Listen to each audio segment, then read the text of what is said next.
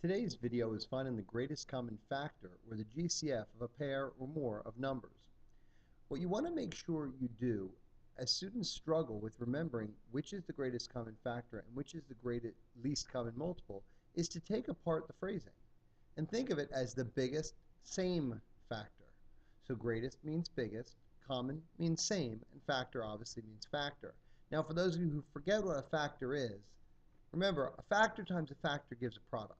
So as long as you know the term factor, you should have no problem remembering that greatest common factor is the largest same factor. Now there are a couple of ways, and one way to find the greatest common factor is to use a list of factors. So you can see in this example we have the number 20 and 12. I've listed the factors of 20 in order from least to greatest. Now use the rainbow method since 1 and 20 go together, 2 and 10 is a factor pair, and 4 and 5. But those numbers are now in order from least to greatest. I did the same thing with our product 12 and did 1 with its factor pair 12, 2 and 6, 3 and 4. Now you'll note that 1, 2, and 4 are all common factors of 20 and 12. However, 4 is the greatest common factor, and that's what we're looking for. You want to remember that greatest common factors are exceptionally helpful when it comes to simplifying fractions. If you can simplify fractions using the GCF, you'll do it in one step. So to review, you'll first list all the factors of the numbers and then find the largest number on both lists to find the greatest common factor. Another way to find the greatest common factor of 20 and 12 is to use prime factorization.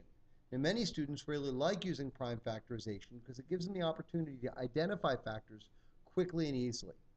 Now, when doing the prime factorization of a number, after you've completed your factor tree, you're going to write them in order from least to greatest, right on top of each other.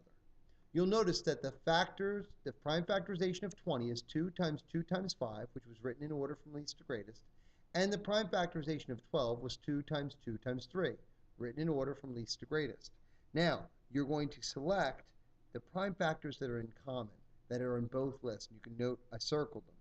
So 2 and 2 are common factors. 2 times 2 equals 4, and the greatest common factor is 4. So again, you're going to create factor trees and then multiply the prime factors that are in common. You'll note this was the exact same answer. So whether you use the factor list or the prime factorization, you'll get the same answer. I'm going to do a couple of individual examples of finding greatest common factor using both methods.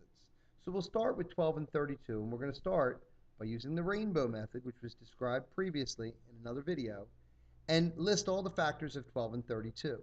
So 1 times 12, 2 times 6, 3 times 4. So those are all the factors of 12. Then 1 and 32, 2 and 16, 4 and itself. Oh, I'm sorry, 4 and 8. And then we're going to list those commas there as well. So now we have all the factors of 12 and 32, and we're going to identify that 1 is a common factor, 2 is a common factor, 4 is a common factor, but 4 again is the greatest common factor because it's the largest number on both lists.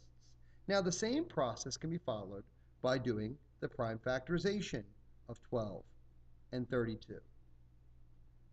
So I'm going to break this down whatever way I'd like, circling my prime factors and continuing to break it down until I've come up with my prime factorization listed in order from least to greatest. You'll note I did not use exponential form, because I do believe this is easier. 4 times 8, you're going to get your 2 times 2. You're going to get 2 times 4. And 2 times 2. So you'll note that this one is 2 times 2 times 2 times 2 times 2. And again, the only common factors, even though there are additional 2's, they've got to be on both lists to count. So 2 times 2 equals 4, and again, the greatest common factor is 4. So either way would work. Let's try another factor pair, or product pair. We're going to do 45 and 30. We're going to start by listing our factors, 45 and 30. So we have 1 and 45. 2 doesn't go into 45. 3 and 15, 5, and 9. And for 30, 1 and 30, 2 and 15, 3 and 10, 5 and 6. Note that I really do take the time to put those numbers in order from least to greatest. It makes it much easier to find the largest factor in common. Again, 1 is on both lists, 3 is on both lists, 5 is on both lists, and 15 is on both lists. Many students start from left to right and may miss that largest factor, so a recommendation is maybe start from the right-hand side. Since our goal is to find the greatest common factor, let's start with big numbers by maybe looking 30, not on both lists, 15, yes, on both lists. So again, we're going to use the prime factorization method to show you another way. And when we break down our 45, we do 3 times 15, 5 times 3. And here we're going to do 6 times 5 and 2 times 3. Placing my numbers down here in order, from least to greatest, 3 times 5, and 2 times 3 times 5. And you'll note that the 5's and the 3's go together. 3 times 5 equals 15. And our GCF, again, is equal to 15. So we have, again, two different ways to identify that greatest common factor. In the last example, they're slightly larger numbers, but again, same process would be followed. And students who have a strong basic fact knowledge are going to be able to work the common factors and the prime factorization much faster. 1, 42, 2, 21, 3, 14, 6, and 7. And 1, 64, 2, 32, 4, 16, and 8 times 8. Now you'll note here that even though there are a lot of factors on both lists, 1 and 2 are the only factors on both lists.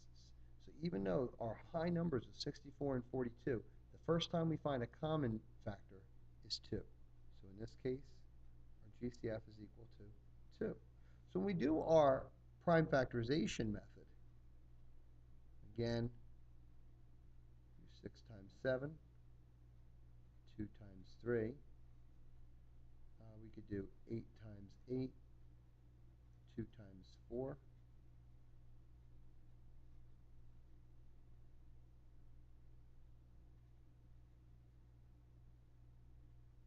And you can see that the prime factorization here is 2 times 3 times 7, 2 times 2 times 2 times 2 times 2 times 2.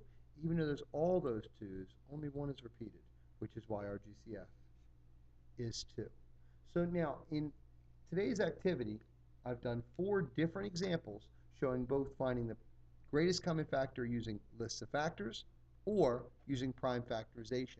On your homework, you'll be expected to do both. When given the challenge of 3 numbers, you can use both methods just as well. Just be aware that they have to be on all 3 lists to be done.